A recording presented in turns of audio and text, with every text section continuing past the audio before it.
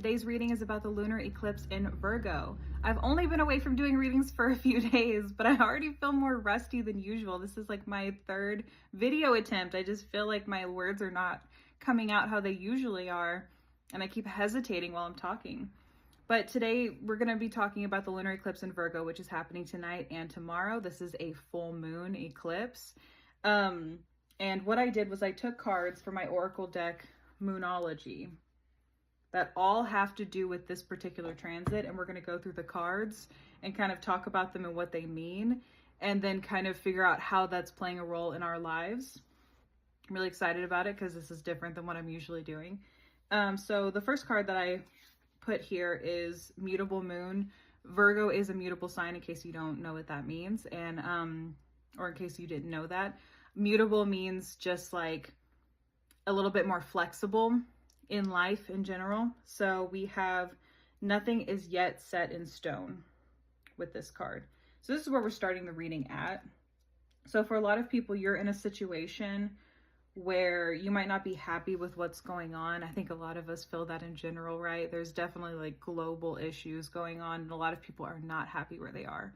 I think the people who might be happy is a very select group of people, or there are people who are not listening to themselves. They're not listening to their soul, because it's like, how can you see what's going on in the world? How can you see what's going on in the United States? That's where I am currently, and think that everything that's happening is good or okay. Like, those people are just not in reality. I watched a video yesterday about how people who are still not seeing what's going on are cursed. You know, they're cursed to not see the goodness in people, to not have empathy, to not have genuine connection with other people.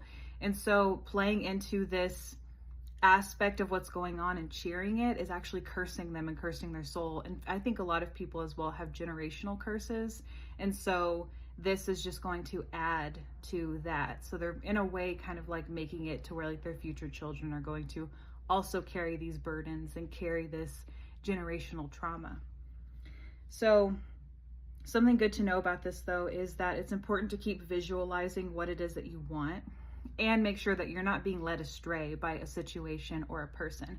Make sure that whatever it is that you have going on personally with a situation, if you're not happy about it, you have time to pull out. I'm getting for some of you guys that it might be a living situation. You're about to move in, but things just seem sketchy. Things just seem like they're not right. So I would suggest continuing to look maybe elsewhere and see what else is out there, because this might be a situation that's not for you. For other people, I can see a career situation, like maybe you are being interviewed by a company or something, but you're just getting really weird, like off vibes. So this is to tell you that take advantage of the fact that it's not set in stone yet, and look for alternate situations, because maybe this is not the path for you. The next card I have here is the full moon eclipse, because that's what the lunar eclipse is. And it says, conclusions are within reach. So for a lot of us, we are reaching some sort of peak, right? Or it's already passed. And so at this point, it feels like we have less control about what's going on. And I think sometimes that a way to still maintain some sort of control is to practice radical acceptance about things that we can't control. You know what I mean? And so for a lot of us, we're kind of like being forced to submit in a way. I don't necessarily think that this is a bad thing, because what I think it's leading to is massive change. And so change is really hard. It's really hard to let go of things that aren't working anymore. So this is your sign to release these things that aren't working. And for some of you guys, this is even releasing people who no longer belong in your future. So these are people who are holding you back. You've had some big explosive moment with them, whatever that might be. And now it's time to think about moving on. This card also speaks about forgiveness, and not for the other person or to join back into their life or whatever it may be. This means just forgiveness for you, you know? And that's what I mean about radical acceptance. Like, just kind of accept the things that we cannot change, and then move forward with the changes that are being inflicted onto us, because we still have opportunities. Like I said, nothing is yet set in stone. We still have opportunities to, be proactive in that change. But the first step is acceptance, and that we can't go back. The next card I have here is full moon in Virgo. You are good enough. I think a lot of people, especially, I think in general, I'm not even going to say just right now, I think a lot of people struggle with self-esteem, and not only with people who are aware of it, but also, like I was saying, the people who are carrying curses, a lot of them suffer from low self-esteem.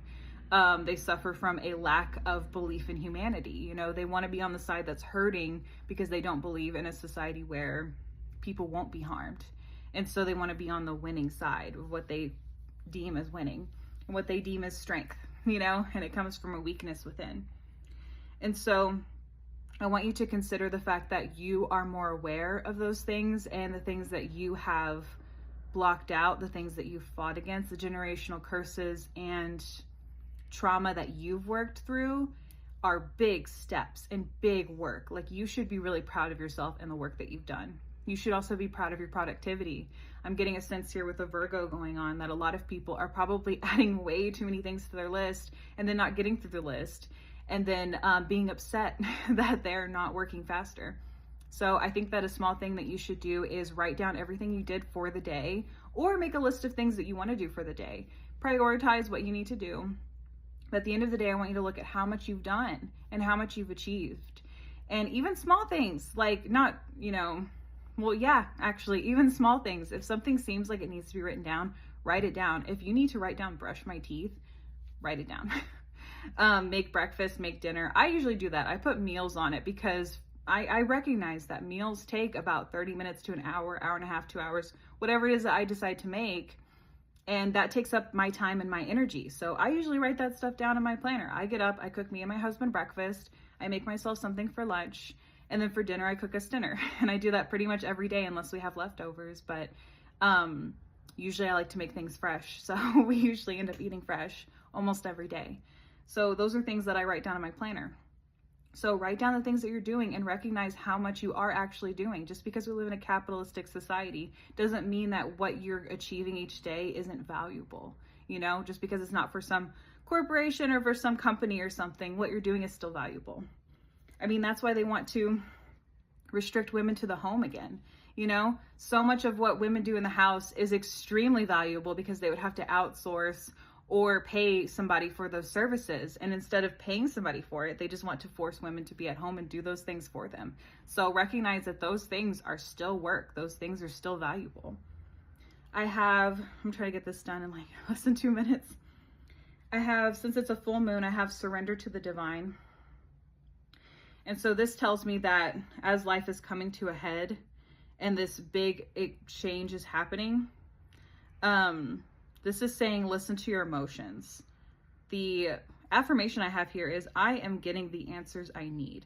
So listen to your emotions, dive deep into what you're feeling, because there are going to be answers there, especially during this, you know, tonight and tomorrow. Really think about that. Really think about like your emotions and how you feel about what's going on, and the things that you want to change, and the differences that you want to see in your life going forward. Like, what do you need to release? What do you need to let go of?